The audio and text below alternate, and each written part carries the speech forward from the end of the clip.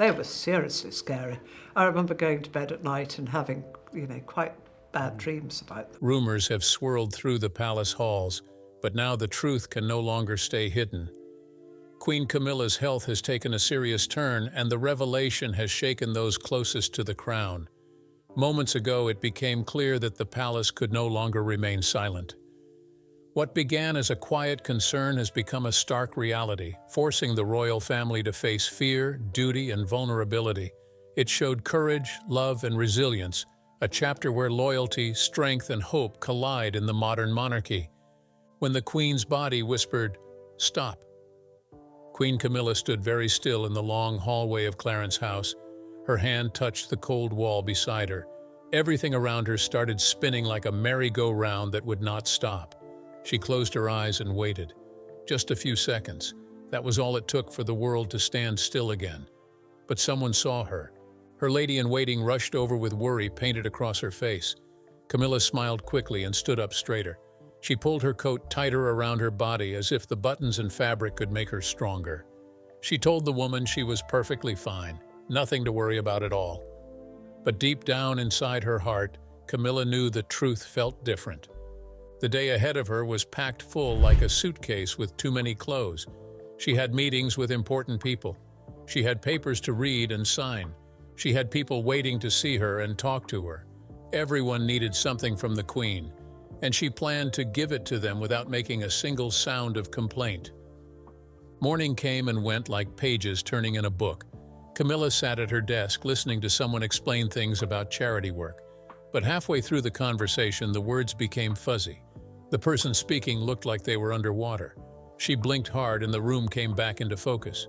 Her heart beat faster than normal inside her chest. She nodded and smiled like everything was normal. Later that morning, she walked through the gardens with visitors from another country. The autumn air felt cool and fresh, but her breathing did not match her slow steps. She felt like she had been running even though she was only walking. Her lungs worked harder than they should. She kept smiling and talking anyway because that was what queens do. Nobody around her noticed anything wrong. She had become very good at hiding things. At lunchtime, she sat at a long table with other people. Food was placed in front of her on beautiful china plates. She picked up her fork, but her hand shook just a little bit. She put the fork down and folded her hands in her lap instead. She talked and laughed with the people around her while her food grew cold.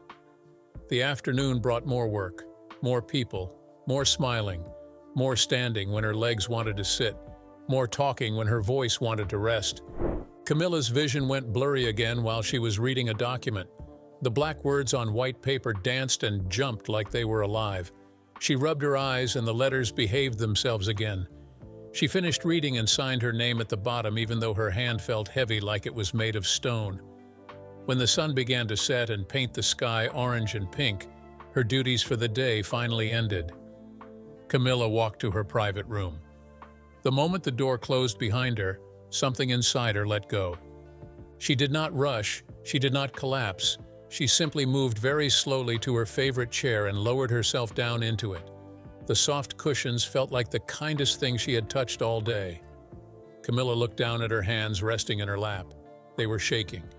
Not a lot, just enough for her to see, just enough to scare her. Her chest felt tight like someone had wrapped a rope around it and pulled. She took a deep breath, but it did not fill her lungs the way it should. She tried again. Same thing. Fear crept into her mind like a shadow growing longer as the sun went down. It was a quiet fear, the kind that sits beside you without making noise, the kind that waits. She had spent her whole life being strong for other people. She had learned to stand tall even when things were hard. She had learned to smile even when she wanted to cry. She had learned to keep going when others would have stopped, but her body was trying to tell her something now. It was whispering a message she did not want to hear. The crown on her head was heavy. Everyone knew that. People talked about the weight of duty and responsibility all the time. But right now, in this quiet room with nobody watching, Camilla felt a different kind of heavy. This weight lived inside her chest. It pressed down on her heart and squeezed her lungs. It made her tired in a way that sleep could not fix.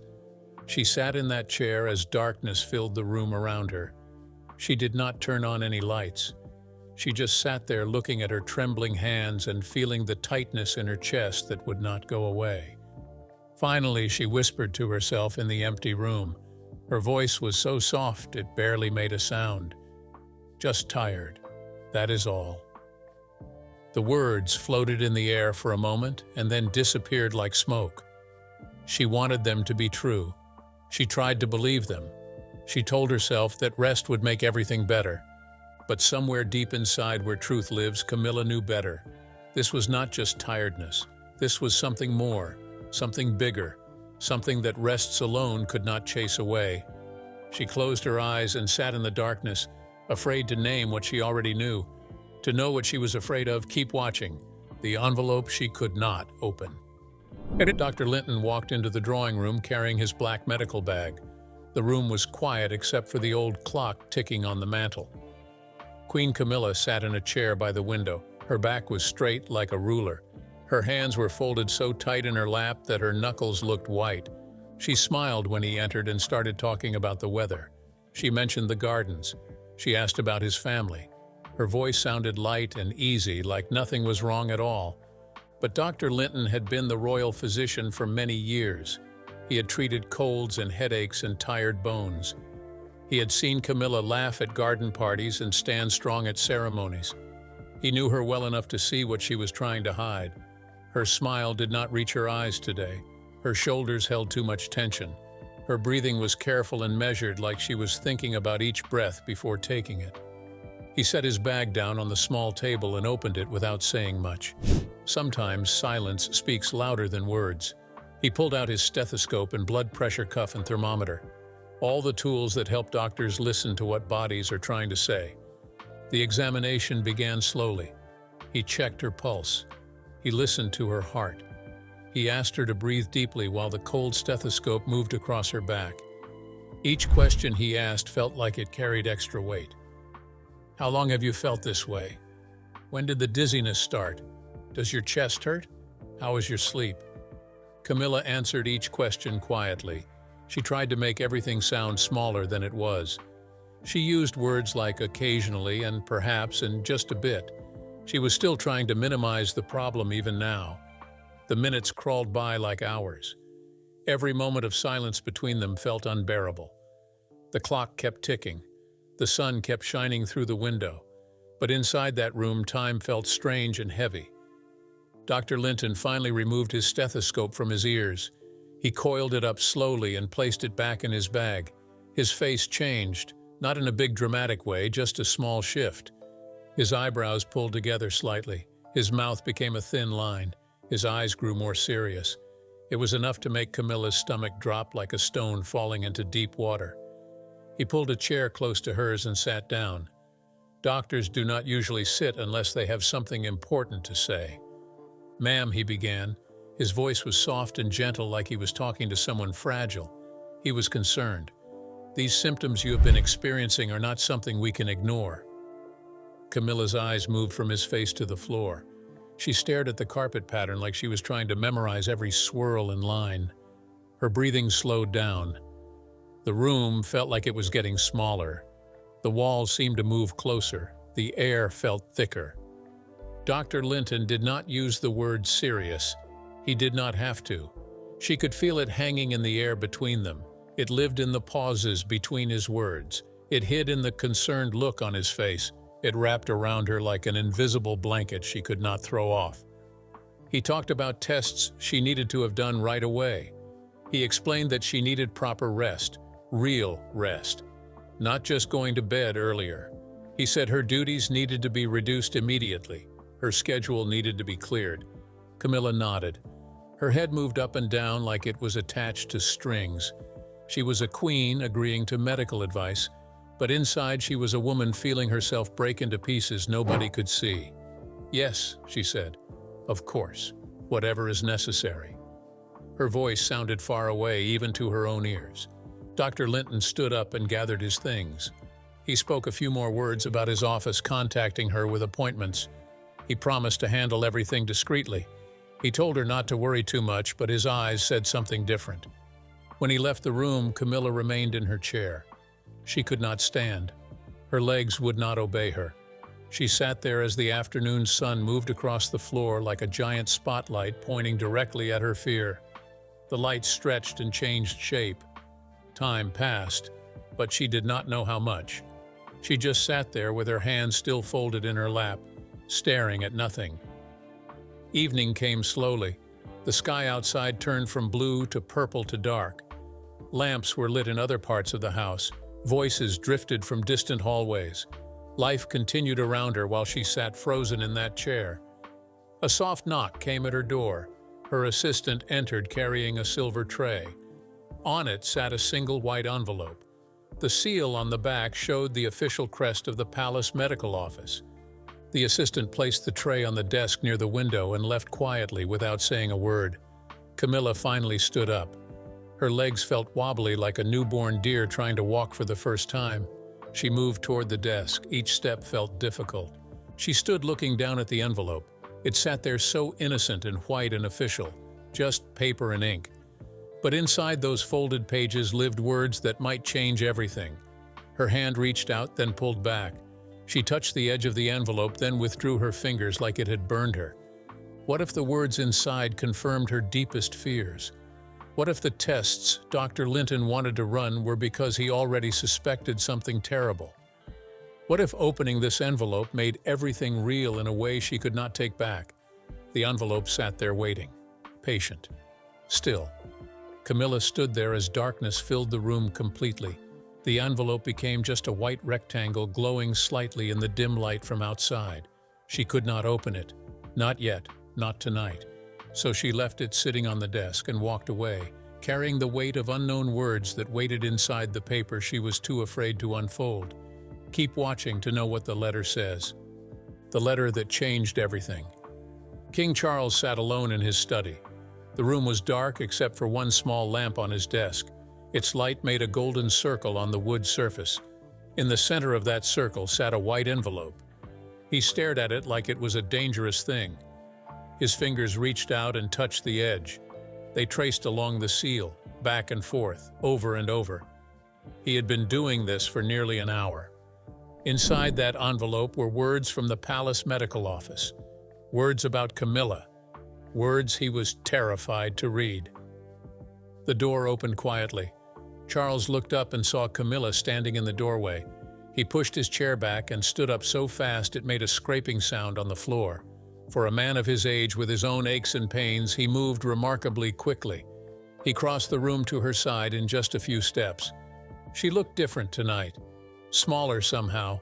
Her eyes were softer, but also more tired. She wore a gentle smile, but Charles could see the effort it took to keep it there. It was like watching someone hold up something heavy that kept trying to fall. "Come sit," he told her quietly. His hand touched her elbow as he guided her to the chairs near his desk. They sat down together in the quiet room. The lamp made their shadows long on the wall behind them. Outside the window, London continued its busy evening. Cars drove past, people walked home from work. Life moved forward like it always does. But inside this room, time felt different, slower, heavier. Charles looked at the envelope again. Then he looked at Camilla. "Would you like me to open it?" he asked. His voice was gentle, like he was talking to something precious that might break. Camilla stared at the envelope for a long moment. Her hands twisted together in her lap. Finally, she nodded. Just once. A small movement of her head that said yes, even though her heart probably screamed no. Charles picked up the envelope. His hands were shaking. He had signed important documents before. He had opened letters from world leaders. He had broken seals on papers that changed laws and policies. But his hands had never trembled like this. He slid his finger under the flap and tore it open slowly. The sound of ripping paper seemed too loud in the quiet room. Inside was a single sheet. He pulled it out and unfolded it. His eyes moved across the words, left to right, line by line. His face changed as he read. The change was not dramatic, but it was there. His eyebrows pulled together, his jaw tightened. New lines appeared around his eyes that had not been there a moment before. Worry carved itself into his features like someone drawing with an invisible pen. The letter was not very long, just a few paragraphs. But sometimes short messages carry the heaviest weight. Camilla watched him carefully. She studied every tiny change in his expression. She searched his face desperately for some sign of hope, some hint of good news, some small reason to feel relief. But all she found was concern written in the wrinkles around his eyes. Charles finished reading. He carefully folded the paper back up and placed it on the desk. His movements were slow and deliberate, like he was trying very hard to stay calm. He turned to Camilla and reached for her hand. His fingers wrapped around hers. They felt warm and strong, but also shaky. They sat together in silence. Two people who wore crowns and lived in palaces. Two people who had duties to an entire country. Two people who made decisions that affected millions. But right now, they were just a husband and wife sitting in a lamplight, holding hands while fear filled the spaces between them. Charles had lost someone he loved before, many years ago. The memory of that pain never fully went away. It lived somewhere deep inside him, like an old scar that still hurt when the weather changed. The thought of losing Camilla made his chest feel tight.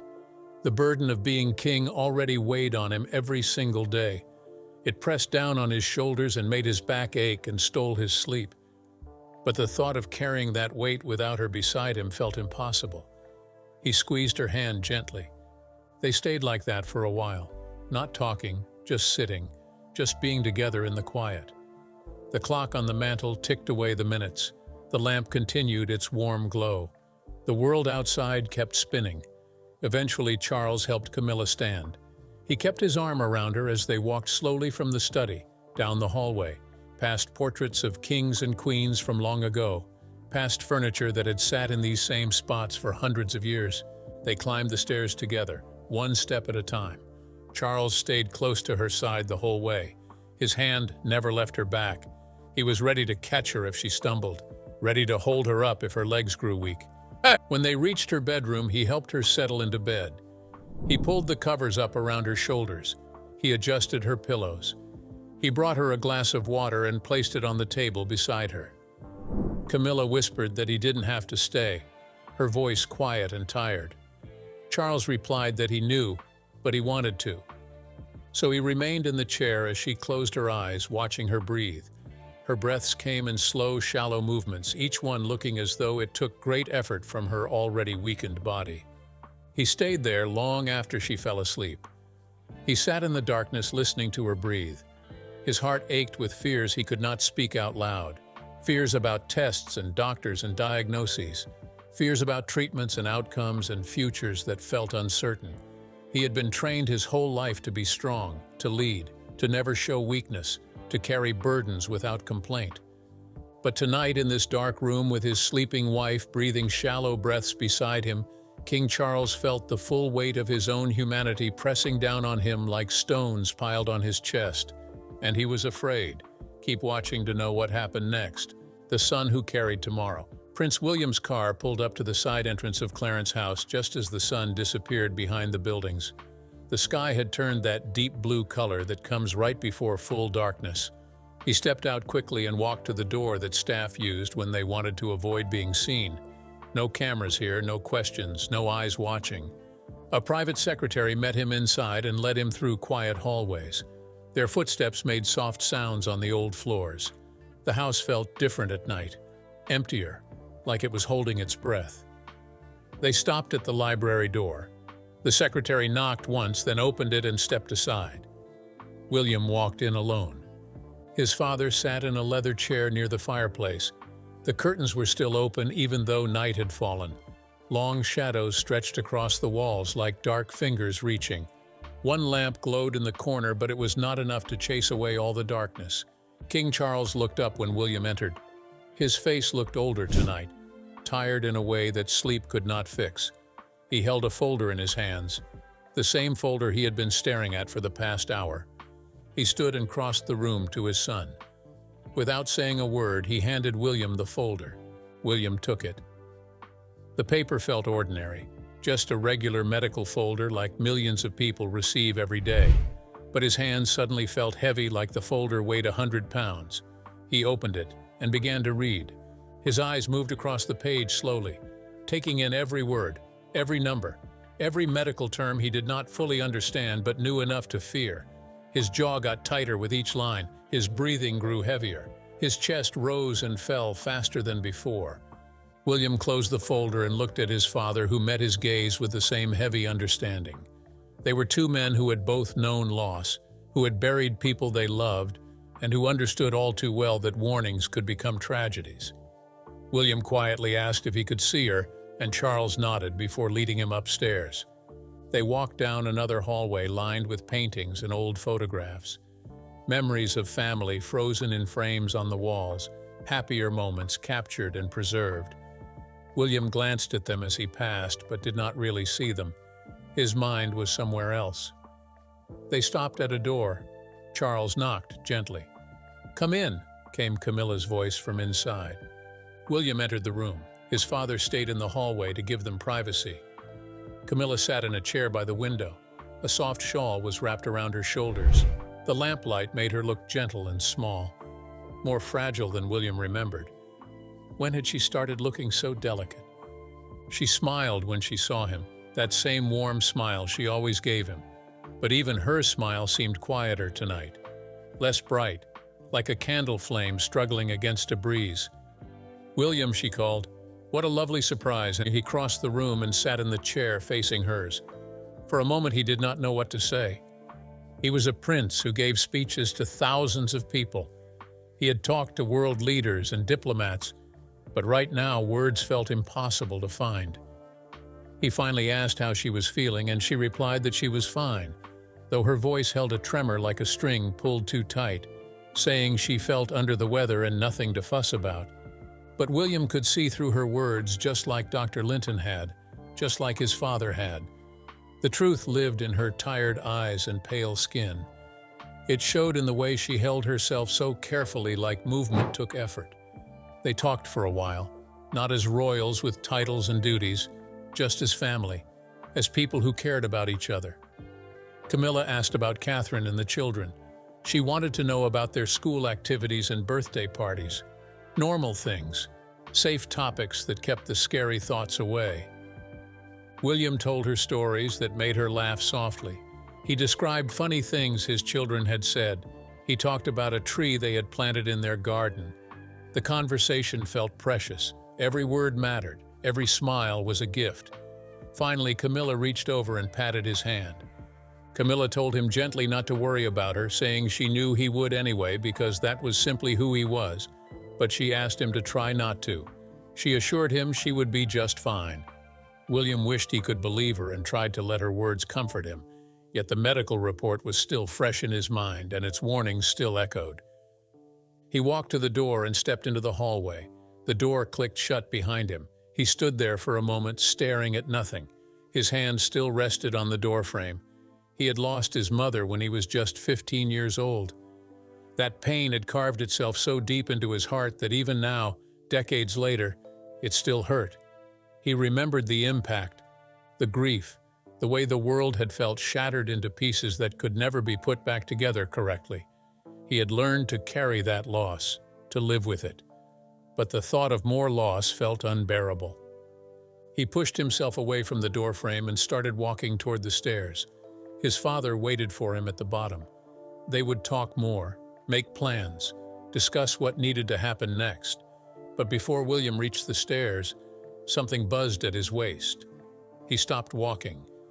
He looked down at the palace pager attached to his belt. A small screen glowed with a new message.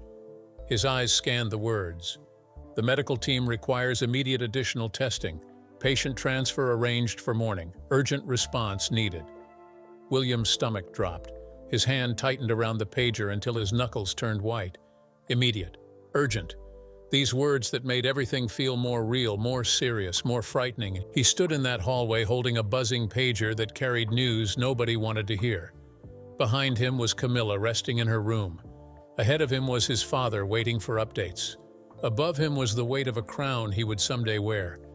And inside him was fear growing bigger with every passing moment. The burden of royalty had always been heavy, but tonight it felt crushing. The words that could not hide. Margaret Howe stood outside Queen Camilla's bedroom door holding a thick stack of papers. Her fingers gripped them so tightly that the edges crumpled. Inside the room, she could hear coughing, the painful kind that rattles deep in the chest and does not want to stop, the kind that makes listeners wince even when they cannot see the person suffering. Margaret closed her eyes and waited for the coughing to end. Each harsh sound felt like a needle pricking her heart. She had served as Camilla's lady-in-waiting for years now. She had helped her dress for state dinners. She had walked beside her at garden parties. She had seen her laugh until tears ran down her face and stood strong through moments that would have broken others. But she had never heard her sound like this, so fragile, so human, so unwell. The coughing finally stopped. Margaret took a breath and knocked softly on the door. "Come in," came Camilla's voice, hoarse but still trying to sound normal. Margaret entered the room. Camilla sat propped up in bed, surrounded by pillows. She wore a nightgown the color of lavender. Her hair was brushed but not styled.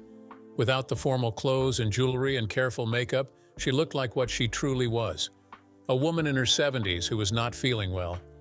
Even now, her back remained straight, her chin lifted, as if dignity lived so deeply in her bones that illness could not touch it. Margaret entered softly, greeting her and explaining that she had brought the draft statements for review. Camilla signaled for them, and Margaret crossed the room, handed her the papers, and waited beside the bed. There were multiple versions. The communications team had worked all afternoon writing and rewriting. Some versions were very formal and told almost nothing. Others shared more details but used big medical words that would confuse people. One version tried to make everything sound less serious than it was. Another made it sound more dramatic. Camilla began reading. Her eyes moved slowly across each page. Margaret watched her face carefully. She saw Camilla's eyebrows pull together, saw her shake her head slightly, saw her lips press into a thin line of disapproval. Camilla picked up the pen from her bedside table. She began crossing out sentences, long black lines through carefully chosen words. The communications team had spent hours on these statements. Camilla was destroying them in minutes. She replaced formal phrases with simple, honest words. Where the statement said the Queen is temporarily indisposed, she crossed it out and wrote she is resting. Where it said, Her Majesty is receiving appropriate medical attention, she changed it to she was receiving care. Margaret watched this transformation happen. She watched as the stiff official language turned into something real, something true, something that sounded like an actual person speaking instead of a palace making announcements. Camilla finished with one draft and moved to the next. More crossing out, more rewriting. Her hand moved steadily across the pages even though Margaret could see it trembling slightly. When she reached the final paragraph, she paused. The original version talked about the Queen's commitment to duty and her intention to resume full responsibility shortly. It was the kind of thing palaces always said. Reassuring words meant to calm worried citizens. Camilla drew a line through it. In the margin, she wrote something new. She will continue serving as she is able. Those words felt different, honest in a way that was almost painful. They did not promise everything would be fine soon. They did not pretend this was just a small bump in the road. They simply told the truth. A woman would serve for as long as her body allowed. No more, no less. Camilla set down the pen and looked up at Margaret. Their eyes met. At that moment, they were not queens and ladies waiting. They were just two women who understood each other. Two women who had lived long enough to know that bodies grow tired and sick. That strength has limits. That sometimes admitting weakness takes more courage than pretending to be fine. This one, Camilla said, handing one revised statement back to Margaret. This is what we will release. Margaret took the paper. Her eyes scanned the changes, the simple language, the quiet honesty, the refusal to hide or exaggerate or dramatize. Before Margaret could turn to leave, Camilla reached out and placed her hand over Margaret's. Her skin felt cool and dry. Her grip was gentle but firm. Don't let them frighten people, Camilla said quietly. Her voice was serious now, important.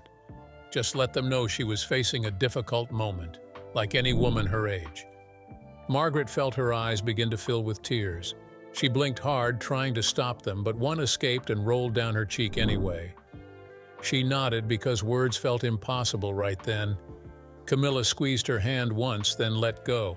Margaret wiped her eyes quickly and straightened her shoulders. She had work to do. She left the room carrying the approved statement. Her footsteps echoed in the quiet hallway as she made her way downstairs to the communications office. The room was full when she arrived. Palace staff stood around a large table. The communications director, the private secretary, the press officer, all of them are waiting. All of them were anxious to see what the Queen had decided. Margaret handed the paper to the communications director. He read it quickly. His eyebrows rose slightly at the simple language. He had expected something more formal, more protective, more like what palaces are usually released. But he nodded slowly. "This is good," he said. "This is honest." The paper was passed around the table. Each person read it. Some made small suggestions about formatting. Others double-checked spelling and punctuation. But nobody changed Camilla's words. They stayed exactly as she had written them. Finally, the statement was typed up properly on official palace letterhead. It was printed on cream-colored paper with the royal crest at the top. The ink was black and clear. The words were simple and true. Staff gathered around as the final version was laid on the table. Someone brought the official seal. Another person prepared the envelope for delivery to the press office. The room felt heavy with the weight of what was about to happen. Once this statement was released, the whole world would know. Millions of people would read these words, news channels would report them, newspapers would print them. The privacy that had protected Camilla for the past few days would disappear. The communications director picked up the paper one last time. He read through it slowly, making absolutely certain everything was perfect. Then he signed his name at the bottom. His signature gave official approval. The statement was ready. Margaret stood near the window watching all of this happen. She thought about Camilla upstairs in her bed, resting, coughing, facing something difficult with quiet courage. She thought about the simple, honest words Camilla had insisted on using, words that did not hide or pretend, words that treated citizens like people who deserved the truth.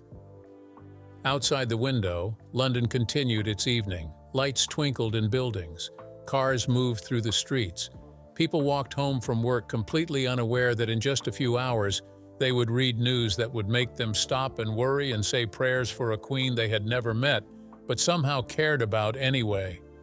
The statement was placed in its envelope, sealed, prepared for release, and Margaret whispered a quiet prayer of her own for the woman upstairs who refused to let fear change who she was. Stay with us to know what happened next. 5 minutes truth, one morning of hope. Queen Camilla lay awake in her darkened room. The palace corridors beyond her door were silent, that deep kind of silence that only comes late at night when most of the world is sleeping. But somewhere in that silence she heard something, soft footsteps moving down the hallway, growing fainter with each second, then disappearing completely.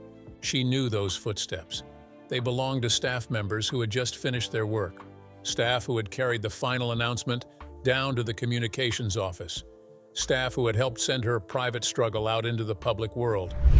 Right now, in this very moment, people everywhere were learning that Queen Camilla was unwell. Newspaper editors were reading the statement. Television producers were preparing special reports. Regular citizens scrolling through their phones before bed were stopping to read the news. It felt strange, almost dreamlike. Something so deeply private suddenly becomes part of a nation's heartbeat. Her health, her body, her fear. All of it is now shared with millions of strangers. A weight pressed down on her chest. Not the physical tightness that had troubled her lately. This was different. This was the heavy feeling of exposure, of vulnerability, of having nowhere left to hide. Camilla sat up slowly. Her movements were careful and deliberate. She reached for the lamp beside her bed, found the switch. I turned it. Warm golden light spilled across the room. It brushed gently over the furniture and walls and photographs. It chased away some of the darkness, but not the worry. Light could only do so much. She looked around at the stillness surrounding her. Everything was exactly where it should be. The chair, the dresser, the curtains, the rug, all in their proper places. Yet somehow the room felt different tonight. The quiet air seemed to hum with the gravity of what had just happened. Her mind drifted backward through the past months. She remembered the exhaustion she had hidden behind smiles, the tests she had avoided because she was too busy, too important, too needed, the duties she had pushed through even when her body begged her to stop and rest. She had ignored so many warning signs, told herself she was just tired, just getting older, just needing a good night's sleep. But bodies tell the truth even when minds try to deny it. She thought about Charles in the next room. She could picture him so clearly, even though a wall separated them. He would not be sleeping. He would be pacing back and forth across his floor, or lying in bed staring at the ceiling. His mind raced with worries he could not control. He carried so much already, the weight of kingship, the responsibility for millions of people, the burden of history pressing down on shoulders that were not young anymore. And now this, a wife who was sick. Another person he loved facing something frightening and uncertain. Charles had lost people before. That kind of loss leaves marks that never fully fade. She knew he was terrified of losing again. Camilla placed her hand over her heart. She could feel it beating beneath her palm. The rhythm was anxious, faster than it should be, but still beating, still working, still trying. She needed to steady it, steady herself, find calm in the middle of this storm. Her lips moved. Words came out so soft they barely made a sound. "This is not the end of my story, B," she said it again, a little louder, a little firmer. This is not the end of her story. The words felt important, like a promise she was making to herself, a line drawn in sand against the waves of fear trying to wash over her. She had survived so much already in her life. Years of public hatred, scandal, criticism, being unwanted and unwelcome. She had endured storms that would have broken other people. This was just another storm. Frightening, yes, but not the end. Time moved strangely after that. Minutes felt like hours. She lay back down, but sleep would not come. Her mind kept turning over thoughts like pages in a book she could not stop reading. She watched shadows shift on the ceiling as the night crept slowly toward morning. She listened to the old house settling around her. Creaks and sighs, the sounds of a building that had stood for centuries and would stand for centuries more. Finally, after what felt like forever, she noticed something changing.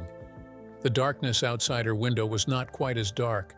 A hint of gray appeared at the edges, then a touch of pale blue, then the faintest suggestion of pink. Dawn was coming. The door opened quietly, so quietly she almost did not hear it. Charles stepped inside, carrying a cup of tea. Steam rose from it in delicate wisps. He had made her favorite kind, the one she drank every morning. Charles reached for her hand. His fingers wrapped around hers, warm and strong and gentle all at once.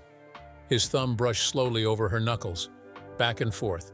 A simple touch that held everything he could not say out loud. All his fear lived in that touch, all his love, all his hope, all the prayers he had whispered in the dark hours of night. They sat like that for a long moment, just holding hands in the growing morning light. Finally, Camilla spoke. Her voice was quiet but steady. "The gardens will need attention soon. Spring is coming." Charles smiled slightly. Yes, the daffodils should be lovely this year. They talked about small, safe things. The grandchildren and their upcoming school play. The bright morning sky promises good weather. Plans for the garden. Anything but illness. Anything but fear. Anything but the uncertainty hanging over them like fog. Camilla teased him gently about hovering, about bringing her tea like she was fragile china that might break. Charles smiled, but his eyes betrayed him. The deep worry he was trying so hard to hide showed itself in the way he looked at her, like he was memorizing her face, like he was afraid to blink in case she disappeared. The morning light grew stronger. It poured through the curtains, turning everything golden, warming the room, chasing away the last shadows of night. Camilla leaned her head against Charles's shoulder. He shifted slightly to make her more comfortable. Then he rested his cheek against her hair, closed his eyes, drew comfort from the simple closeness. At that moment, they were not king and queen, not sovereigns with duties and responsibilities, not public figures that millions of people watched and judged, not symbols of tradition and continuity. They were just two aging souls who had walked through storms together. What do you think about Queen Camilla's health condition? Share your thoughts below, and if this tale stirred something in you, spread it forward. Let the story of courage, truth, and quiet strength continue to shine, just like the jewel that started it all.